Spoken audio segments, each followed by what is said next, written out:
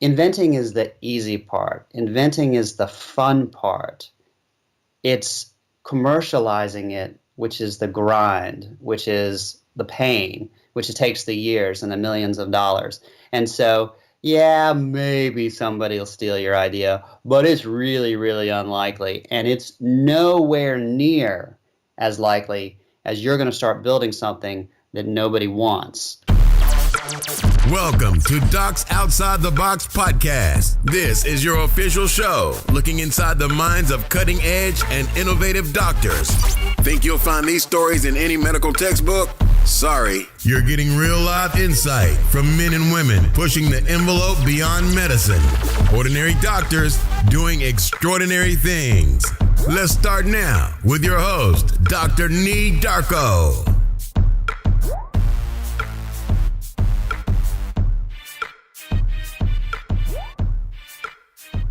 What's good, everyone? Welcome back to another episode of Docs Outside the Box. I am your host, the Doc Outside the Box, Dr. Nee Darko. And I hope Thanksgiving and I hope the holiday season has been good to all of you all. I had a great Thanksgiving and we've got another really good episode for you. But before I get into the episode, I quickly want to read some 5-star reviews from Apple Podcasts. This next one is from G Rads. The title is Really Digging It. 5 stars, really digging it. And it says, physician and former software engineer here. Okay. Really enjoy your podcast. It is very motivating to someone like me looking to do something entrepreneurial, a side hustle, or reduce my clinical time. So G-Rads, thanks you so much for leaving me a 5-star review. Next one is from Miss Na RN, and it says, Dreamer's Gift. Oh, okay, cool. If you're looking for a spark or some inspiration, listen to Docs Outside the Box. The host, Nee Darko, is a genius and inspirational. So, Ms. Na RN, thank you so much for the 5-star review. Much appreciated. And the last one is Trauma RN98. Yes, Trauma RN98. And it says, more podcasts. That's the title.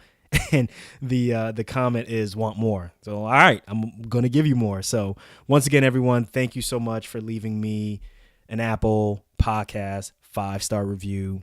And like I said, if you guys listen to any other podcasts in general, the best way to thank the podcast host, the best way to say that you really enjoy the podcast is just take a moment to go to Apple Podcasts and leave a nice 5-star review. It helps the show with moving up the rankings as well as garnering, more great guests for the show.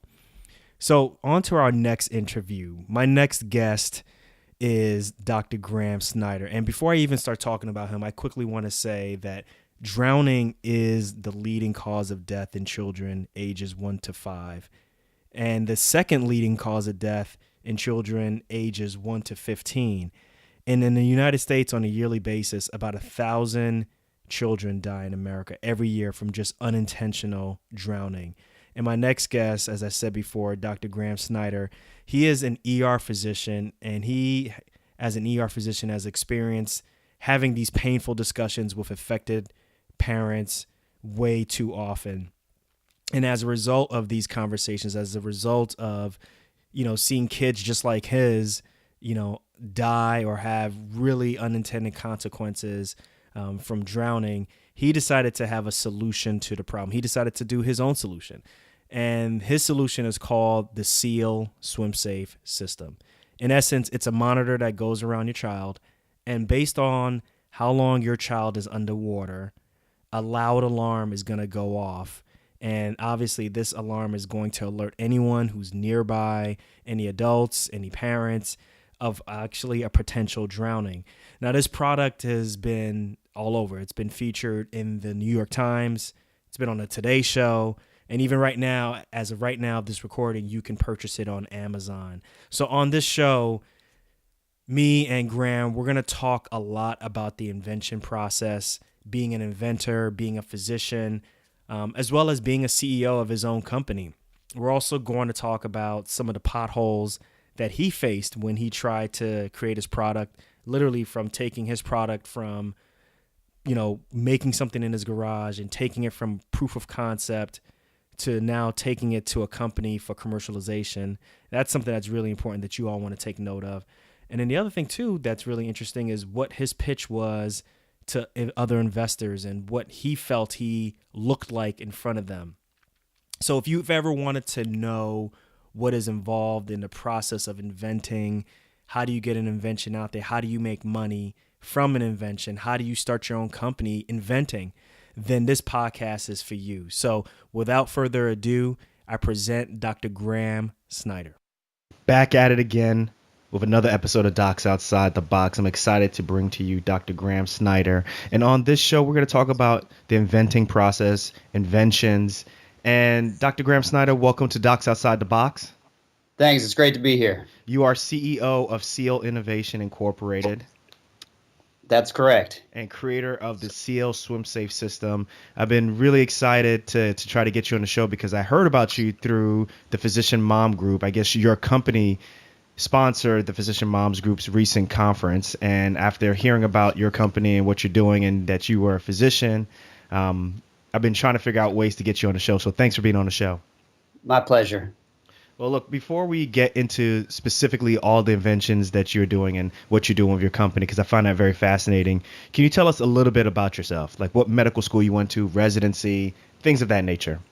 Sure. I was a chemical engineer in college, went to North Carolina State University, and then following that went to University of North Carolina Medical School in Chapel Hill. And then went up, indeed, and then went up and did a residency in emergency medicine at North Shore University Hospital in New York. And then since then, I've been working at Wake Emergency Physicians, a private practice that covers the Wake Med health system and a couple of UNC hospitals, as well as I am the associate program director at UNC Chapel Hill. That's a lot of slashes after your name, man. You're pretty busy. It is. It's a source of constant amusement for my wife when people ask me at a cocktail party, "What do you do?" Now, obviously you're practicing and you're also CEO of a company. Are you practicing full time? Yes, I have a fairly limited clinical schedule because of the residency obligations, as well as I run a very large simulation center at Wake Med. So from a clinical aspect, my shift count is much lower than your average full-time emergency physician. But then my administrative hours more than make up for that. Now, you mentioned that you obviously, when you graduated from college, you graduated with a degree in chemical engineering. Yes. Did you know that that your end product would be that you'd be inventing, you'd be a CEO of a company, or you just always wanted to be a doctor, but you also had a very strong interest in chemical engineering? So, because chemical engineering is no joke. Yeah, it is. It is no joke, and I'm gonna be dangerously honest here. All right, let's hear it. My father told me I can major in anything I want as long as it's engineering. And was he an engineer? Yes, indeed. Yes, he's a professor of engineering at North Carolina State University. And all jokes aside, I was concerned that I would never get into medical school just because it's such an intimidating process. And I decided on medicine, as a elementary school student. But when I got close, or when I started into high school or started into college, I thought, I might not make it, and I need to have a job, which is fascinating and interesting regardless. So I did chemical engineering and pre-med at the same time, but always with the knowledge that I was going to give it a shot at getting into medical school. They kind of share the same prerequisites, though, right? Like physics and chemistry and orgo and all that stuff, right? I only took one. I did. People think, wow, you did chemical engineering and pre-med, and they're so impressed. But it was one course. I had to take zoology. That was the only course. Got you. And you killed it, right? Zoology was, yes. I did well. Now, did you spend any time afterwards working in the chemical engineering field, or did you go straight into med school afterwards, after graduating from college? Not a day. I went straight. I went straight into my summer jobs during college. I was doing lung transplant research at Bowman Gray, which is now called Wake Forest, and then I did another summer doing neonatal metabolism research. So it was always medicine for me. Okay. So take us, obviously we all are familiar with the whole process of residency and working as a physician. Take us through the process of how you became CEO of Seal Innovation. Like what happened? What sparked this interest? We want to hear everything. Take us through from point A all the way to where you're at right now. So, it's an interesting story. The process of becoming CEO was more out of necessity than out of decision. The thing that happened to me while working as an emergency physician is basically a lot of heartbreak. As an EM physician, when I'm working in the bays, I have to talk to a family member about someone who has died probably every 3 or 4 days. It just happens a lot. It's always painful. There's always tears. But it's usually people who you kind of knew were at the end of their life. These are very old people or very chronically ill people or people with, reckless and dangerous lifestyles where people suspected that it was coming. The drowning of kids is not like that. The drowning of kids are kids that look just like my kids, who are doing just the same things that my kids are doing. And they're very often very good and very attentive parents who just for that 1 second were looking at kid A when kid B went underwater and they didn't notice it. So when I got to go in and I got to talk to a mom and a dad whose kid I couldn't save, it fills me with grief and rage. And I decided, my God, of all the things that we try to solve, we should really be going after the number one killer of young kids under 5 in the United States. And from an engineering standpoint, I've got mammal. Mammal doesn't do well if underwater for too long. Make a sensor that tells you if mammal is underwater too long and save them. It seemed to me ludicrous that in this age of technology, we are still using 14th century technology to protect what we love most in the world. We put a person in a chair and say, watch them and notice. Noticing drowning is like noticing the unnoticeable. You're supposed to sit there in the bright sun and notice the one kid in all the screaming and yelling and music and sunlight who is not moving, not in plain sight, and not making any noise. As human beings, that is not what we notice. We don't notice things that are silent and out of sight. Yeah, exactly. So I started that off. I immediately, as a naive inventor, I thought, you know what I'll do? I'll just figure out how to build it myself. And so basically, you went into like a garage, exactly, and had a soldering pen, and kind of figured it out. Yeah, and I bought a milling machine and milled some things and made this horrific prototype, which the punchline is it actually worked. But it was, ridiculous looking. It was 3 inches long and 2 inches thick. It looked like it looked like you were wearing a log. Okay. But the concept worked, and so I got this thing in my hand, and then I thought, you know what?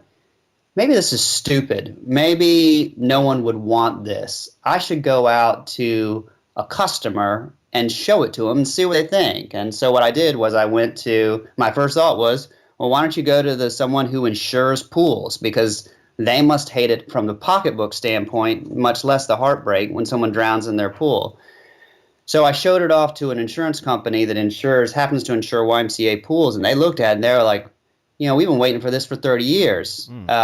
Let's do it. Can you miniaturize it, make it mass production, and get it on our 6 million kids?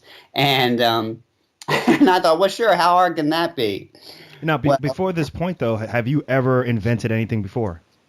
I mean, I've toyed with invention, since ever since I can remember. As a small child, I remember I remember inventing these ridiculous little boots that you could walk in a lake in. They were like little floating boots, and then as an older kid, everything from potato guns to a hot tub that would work in any pool that you made out of mud.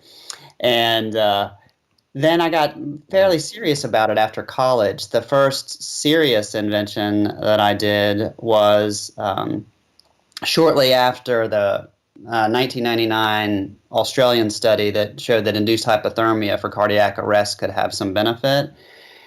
And I invented this magnificent kind of polypropylene cover that you could put on a human being and run iced water through and surface cool a person very rapidly to induce hypothermia. Which is pretty ubiquitous right now, right? Oh, well, funny story. So I probably spent 6 months inventing that, creating it, prototyping it, and even made a human body simulator that you could use to track the temperatures on there. And I thought, man, this is fantastic. This is going to save the world. This is going to make me millions of dollars and save countless lives. And patented and filed for patent on it, and was just overjoyed, so excited about this. And then I got a very stern letter Cease and desist. from an attorney. And it turns out that some other bright girl or guy had invented this, and the patent had either issued or been filed about 6 months before I had filed mine. So that's pretty disappointing to know that you went and did all this work, and it didn't work out. But now you're in this situation where you've created this tool, this item. You find that, there's obviously an opportunity to mass produce this. Like, how do you go from having like a concept, a proof concept, I don't even know the term, I guess, proof concept, to saying, wow, like people actually want this mass produced? Like, that's got to be mind boggling. Yeah. So in this conversation, we've hit the key step, but that key step often gets lost on entrepreneurs, or I should say on inventors. And the key step is there are how many patents are there? There's 8.5 million issued patents in the United States now, 8.5 million. And 90%, 95% of those have never made anyone any money and have not gotten widely distributed to the world. And so the question is not, can you create something? The question is, can you create something that people want, that they will pay for at a profit, not as a money grubbing question, but the only way it will grow, the only way people will dedicate their lives and their capital to it, is if there will be a reward for it. And so talking to the customer early is very important. Now, when you first invent something, the spark of idea comes to you.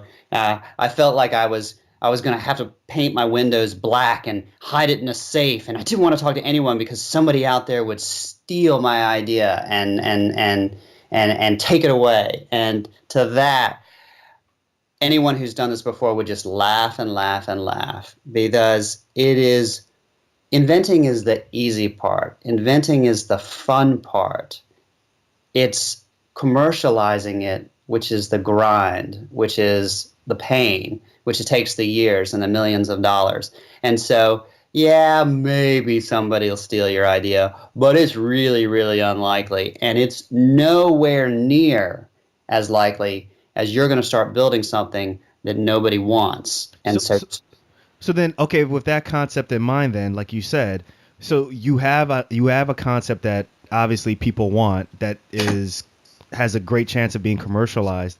How did you go from your garage to miniaturizing this to now creating a company with that? Take us through that process then. Yeah. So what I'm pretty handy with a soldering iron and can read a book, and I'm a quick study on programming and learning things like CAD. But no matter how hard one person works, there's no way that you can invent a commercialized product yourself unless it's totally simple, like a piece of wood, plastic. There's no way to do that without getting help. And you have two choices. To get help, you're going to need expertise. And so for me, it's obvious. So for me, I needed electronics expertise, I needed mechanical engineering expertise, and I needed business expertise as well as computer science. And so what you would have to do is find those people, and you're going to have to compensate them some way. One way is form a company, issue stock, and say, hey, if you work with me, I'll give you this percentage of stock of the company, and when it goes big time, you'll be rewarded. That's great for a while. People will work on a dream and a hope for a while, but they also have bills to pay, and people need money. Right. And so your choice as a physician is you can empty the savings accounts and pay them out of your own money, or you can raise capital. And raising capital is doing the same thing. Going to investors and saying, hey, I've got an idea, and if you give me money, I'll give you this percentage of the company. And when the company sells, you'll be rewarded. Which way did you take? I did both. Okay. I ended up investing a couple $100,000 of my own, and then and it just is not enough. And then I ended up raising a few $1 million in investors to build the product. So okay, so that's pretty impressive though, right? To get millions of dollars from investors. But let's be honest, like, you're a physician, you work in the ER. I guess at this point you're working with residencies also. Like, how did they view you when you were going to, the quote unquote the suits and going to these investors and presenting something like this to them? What did you think? How did you think they viewed you? So before, it would be a mistake to walk in cold and just say, hey, I invented something, and then start pitching your company, because it's not like Shark Tank. Well, no, it is like Shark Tank, but a bunch of and a lot of people look stupid and get thrown out. So you don't want to be one of those people. And so before, if you chose the road of being the CEO, being the person who raises the capital, you're going to need some training beforehand. And what I did was I enrolled in a series of classes and business and business training programs, short courses, at our company called the Council for Entrepreneurial Development. And hopefully most major cities have something like that, some sort of business development group where you can network and meet lawyers and business people and consultants, and also get business advisors who can help coach you. And I spent probably 6 months being coached on how to be a CEO and how to pitch before going out to the market. Okay. So when you so that the next step is you present to them your plan, your pitch, you're getting funding. When did you decide, okay, you know what, I need to create a company from this? Or were you advised to create a company, or did you just say, okay, I'm going to continue marketing this product, I'm waiting for a company to actually pick you up? Do you understand what I'm asking in that situation? I do, and you're bringing back memories now. Right. I had the naive belief that the way this thing worked was you invent something, you file a patent, and then you go to a major corporation and say, hey, I have a patent, pay me 5% of the sales and I'll sell it to you. Well, maybe 1 in 1,000 times, 1 in 10,000 times that would work. But unfortunately, businesses know how hard this is too. And if they have the choice of, I'll tell you exactly what I did. I went to the perfect customer for us, exactly who will probably acquire us one day. And I don't want to say their name, but it's a major, multi-billion-dollar public international company. And I went to them and I pitched them on the product that I showed them. And they said, hey, we love it. This is a custom fit for our company. And I talked to their head of product development. And so this is perfect, right? The guy who develops products. And he said to me, the first thing I want to tell you, though, is we never develop any products at this company. Now, his title is head of product development. Mm-hmm. He said, what we do is we buy companies that have developed products. So if you have the choice, if you're a $1 billion company, and you have the choice of, paying some joker who's got an invention that might or might not work and might or might not sell, or you can pay a company 10 times as much for a product that is made, that does work, is in sales, that they figured out all that stuff again already, then it is way more advantageous to buy a company that is selling a product than to buy an idea that might one day be a product. Okay. And in that situation, is that the situation you found yourself in? Absolutely. So okay. The result of trying to sell an idea to a major company was, hey, that sounds awesome. We love it. So let us know when you're building it and that it's selling, then we'll do it. And I'm like, well, I don't want to do that. But so I could abandon it. I could do it myself, or there is a third option. Okay, let's hear it. The third option, which one of my friends who's an inventor has taken, is recruit a business team and a CEO who's done it before to take his idea and run with it. And that's the approach that you've taken. So basically, you have a business team that's helping you basically market, develop, research this whole product? Yes, but in my situation, I'm the one who raised the capital and is driving the business forward. Gotcha. Now, how long has this company been working? How long have you been doing this? Well, it's a funny question, and the reason is because the exploration phase from invention to fooling around in my garage to showing it off and trying to sell it to public companies, then just starting to recruit a team. That whole, I think I thought of the idea maybe 9 years ago, and then kind of goofed around as an individual for a few years, and then got very serious over the last 5 years, where it's been pretty all-consuming. Well, let me now ask you. I'm going to pivot for a little bit. I'm going to start to ask you some questions that the naysayers may have in their mind, and I want to get your advice, and I want you to kind of guide me through this process. So, do you ever feel pressure while you're at work? Let's say you're in clinical medicine. Do you ever get pressure to kind of focus just on clinical medicine from your colleagues? Because I'm sure there's got to be times when it's very tough to balance both, and I know everybody has to know what you do outside the hospital, but can you speak about pressure to kind of focus mainly on clinical medicine? Yeah. So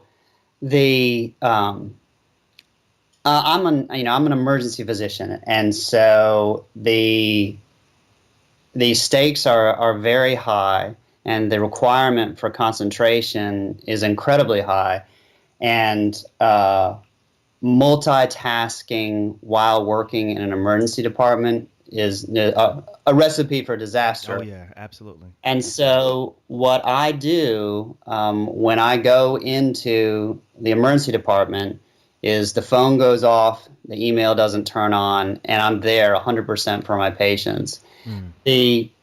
guaranteed way to ruin a day for me is if it's very, very light. Say just it's, I don't know, Christmas morning and I'm working and there's not that many patients in the emergency department, is for me to start looking at my phone because, yeah, I can't.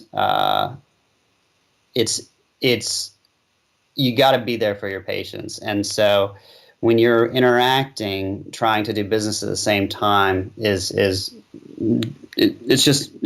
not right, and it's too hard. Now, what the second part of the question is, would I like to work more shifts and do more things with my practice? I would, and end up doing it. The truth of the matter is there's an incredible amount of hours in the week available for you to work. The you get up at 7 a.m. and you work till 11 p.m. If you do that 7 days a week, that's 100 hours. And that won't destroy you, because that's still getting, solid 7 hours of sleep or so. If you do that for years, it's going to take a consequence. And That's exactly what I want to get to. and it is very, very hard. It's hard on your friends. It's hard on your family. It's hard on your body, and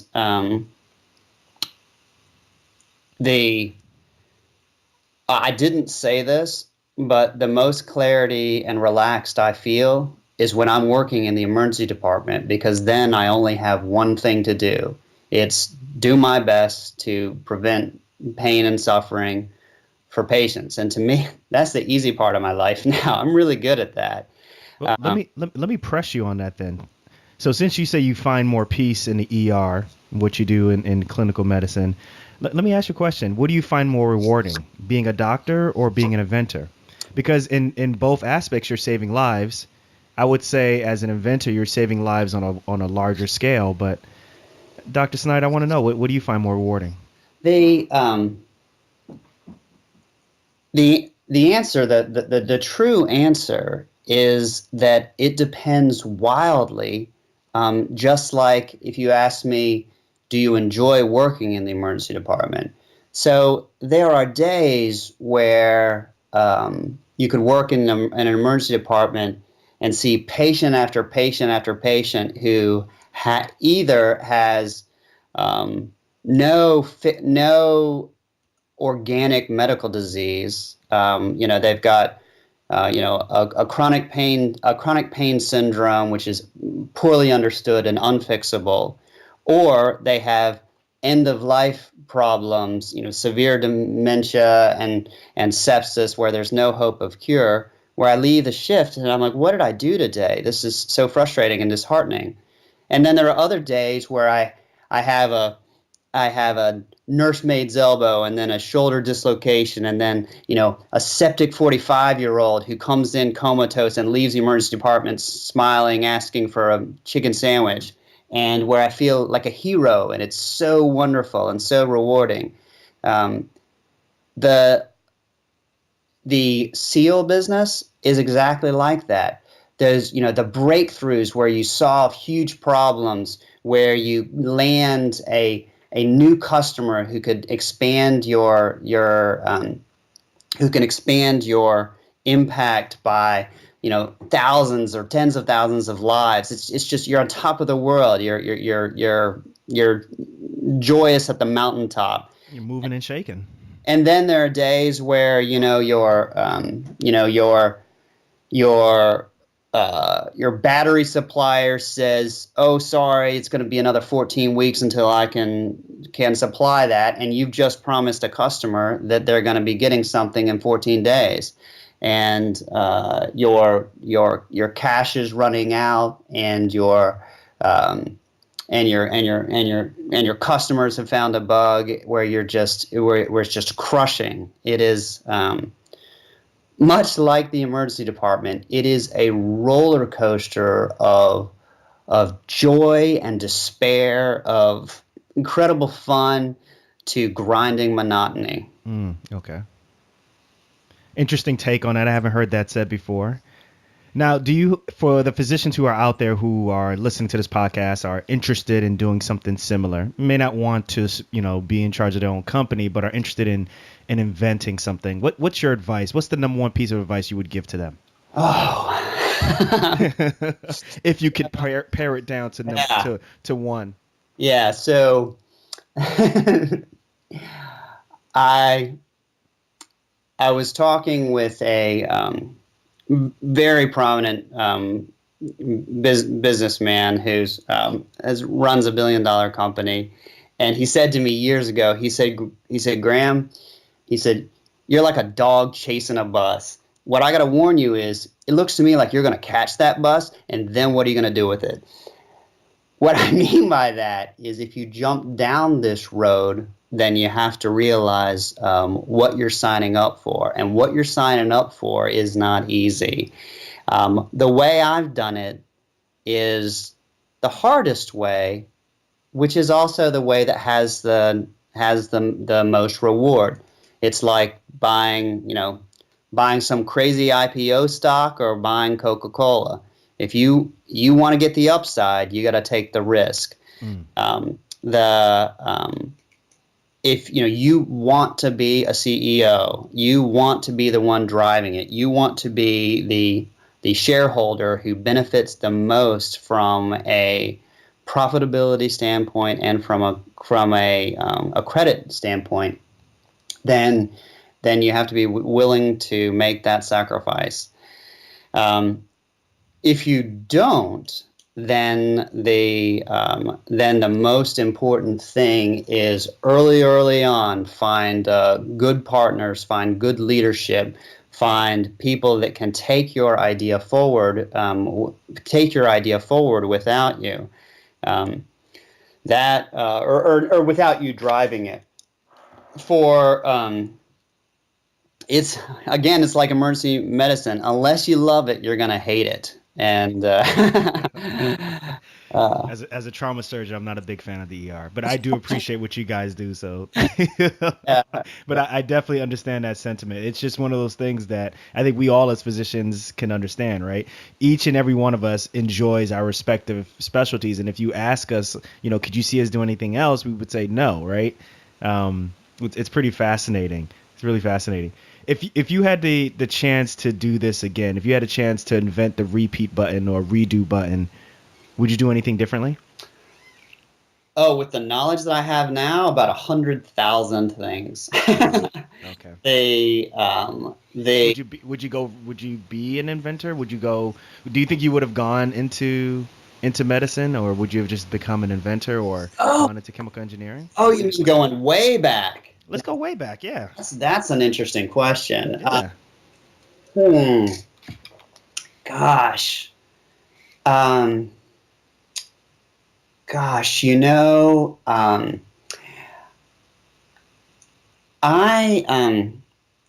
have found emergency medicine to be a really rewarding career, and the highs and lows of it fit my insanity profile quite well. And so being an emergency physician, being there for any age, any medical condition, any mystery, has been an incredible joy in my life. So I would still be, if I had to do it again, then I would still 10 out of 10 times be an emergency physician. Okay. The invention part of my life is incredibly rewarding as well. And I don't play golf. I don't watch TV. My hobby and the thing that makes me happy when I'm not being an emergency physician is thinking of solutions to share with the world, or just to be entertaining. And so the path that I've chosen, emergency medicine with a minor in invention, has been the path that I would choose again. Okay. Now, Okay. when running a business, the decisions that I've made, the people that I've worked with, the strategies that I've implemented, I would change many things, knowing what I know now. But if I did that again, then I'm sure I would learn more lessons. You can't go back. You can only choose your best path with the information that you have at the time and press forward. Love the answer. So we are getting towards the end of the interview, and I just want to take a moment just to say, I think what you're doing is really impressive. And I just want to ask some quick, fast questions before we end the interview. Is that okay? Absolutely. Okay. So what's one thing that you want podcast or the listeners listening to this podcast to get from this podcast? One thing that's really important that I never understood was the definition of the word entrepreneur. Everyone thinks about entrepreneur as being a person who starts their own business and works for themselves. But there's one part of that invention that one part of that definition that gets forgotten, and that's that it involves the entrepreneur taking risk. And the reason I say that is that if you're risk averse, you shouldn't do this, because it's going to be scary, it's going to be hard, and it's going to involve the possibility of loss. And so the idea of doing this to maybe balance out your portfolio to, hey, if medicine doesn't work out for me, this will be another source of income, that's a mistake.